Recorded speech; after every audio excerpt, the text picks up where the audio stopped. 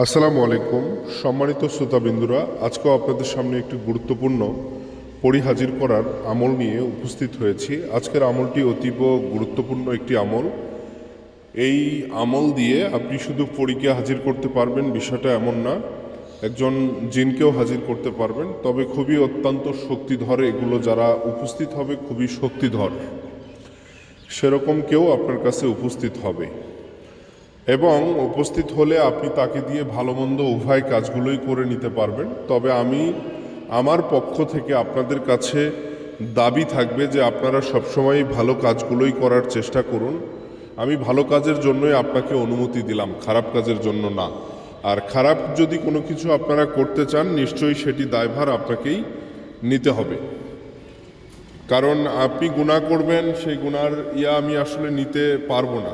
হ্যাঁ, অবশ্যই আপনাকে ভালো কাজের জন্যই আমি অনুমতি পেশ করব। আমার প্রতিটা আমলের ক্ষেত্রে কিংবা কিছু কিছু আমলের ক্ষেত্রে আপনাদেরকে আমি বলে দেই যে এই আমলের অনুমতির জন্য আপনারা এই ভিডিওর কমেন্ট বক্সে আপনার নাম, আপনার বাবার নাম এবং আপনি কোথায় থেকে বলছেন, অন্তত এই তিনটা জিনিস আমাকে একটু লিখে দেন। আরও বিস্তারিত লিখে দিলে আরও ভালো।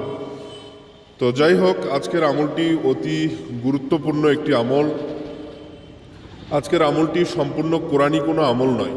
দেখুন, আমি কোরআনি আমল দিতেই অভ্যস্ত, কিংবা আমি চাই যে কোরআনি আমলগুলোই আপনাদের সামনে তুলে ধরি, কিন্তু কোরআনি আমলগুলো আপনারা অনেক কঠিন হয়ে যায়, যা আপনাদের জন্য করা খুব কষ্টকর হয়ে যায়, কিংবা অনেকেই করতে পারেন না। সেজন্য আমি আসলে কোরআনের বাহিরে আমল দেওয়ার চেষ্টা করেছি। এটি অন্য একটি হিন্দু শাস্ত্রের, এটি বৌদ্ধশাস্ত্র আছে, হিন্দু শাস্ত্রেই বলবো, হিন্দু শাস্ত্রের একটি কিতাব থেকে এই আমলটি তুলে ধরা এবং পরীক্ষা করে আপনাদের সামনে তুলে ধরার চেষ্টা করেছি ইনশাল্লাহ।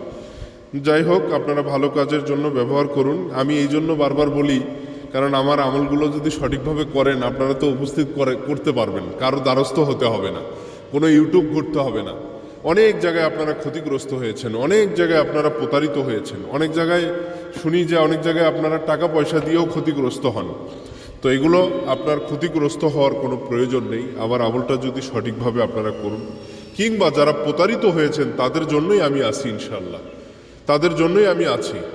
তো আপনারা এই আমলগুলো সঠিকভাবে যদি করতে পারেন, দেখবেন খুব সহজেই আপনারা সফলকাম হয়ে যাবেন। তখন আপনারাও, আপনাদের কাছেও একজন শক্তি থাকবে। তাই শক্তির অপব্যবহার আবার করতে যান না। শক্তি যখন থাকবে তখন মানুষের ক্ষতি করতে যান না।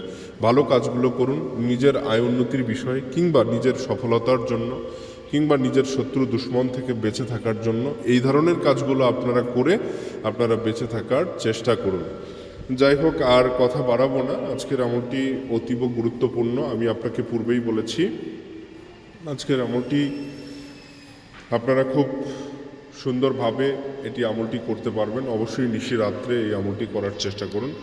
অবশ্যই কোনো ঘরের ভিতরে এই আমলটি করা যাবে না, খোলা আকাশের নিচে করতে হবে। সেটি ছাদে কিংবা গাছের নিচেও আপনি করতে পারেন, কোনো অসুবিধা নেই। তবে আবদ্ধ কোনো জায়গায় আপনাকে এটি করা যাবে না, কারণ যারা উপস্থিত হবে তারা একটু উশৃঙ্খল টাইপের, তারা একটু বদমেজাজি হবে। তবে আপনার ভয়ের কিছু নেই, তাই ঘরে কিছু করা যাবে না। ঘরে হয়তো অনেক কিছু আপনার ভেঙে ফেললো, কিংবা অনেক শব্দ করলো, আশেপাশের মানুষ জেনে যাবে, তখন আপনার সমস্যা হবে। এই জন্য নীরব নিস্তব্ধ একটি জায়গায়, অথবা প্রয়োজনে একটি নদীর ধারে চলে যান, কিংবা একদম খোলা একটা মাঠে চলে যান, সেখানে নিশি রাত্রে অন্ধকারে এটি আপনি করবেন। 999 বার এটি আপনারা জপ করবেন। যে মন্ত্রটি আপনাকে আমি একবার পড়ে শুনেই আপনাদের সুবিধার্থে। হ্রিং শান্তি অন্তর নীর, মন থাকুক গভীর স্থির, অন্ধকার ভেদি আলো আসুক, সব বাধা ধীরে ধীরে নাশ হোক, যা ভাবি তা পূর্ণ হোক, শান্তি থাকুক অন্তর লক।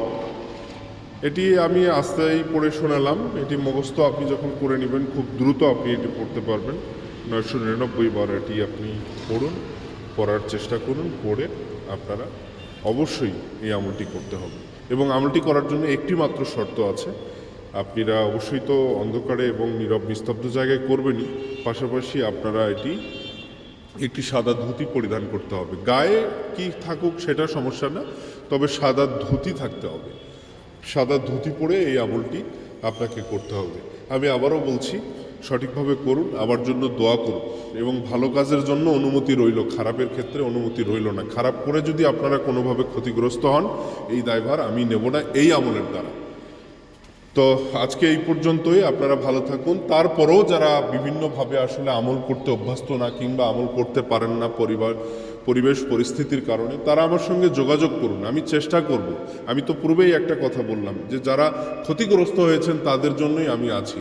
আমি আরও উত্তম মাধ্যম আপনাকে দিয়ে দেবো, কিভাবে আপনার কাছে পৌঁছানো যায়, কিভাবে পাঠানো যায়।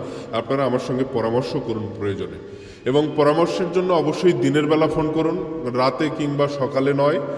অবশ্যই আপনারা দিনে ফোন করার চেষ্টা করুন। আমি দিনের দিকেই হয়তো একটু কথা বলার সময় পাবো।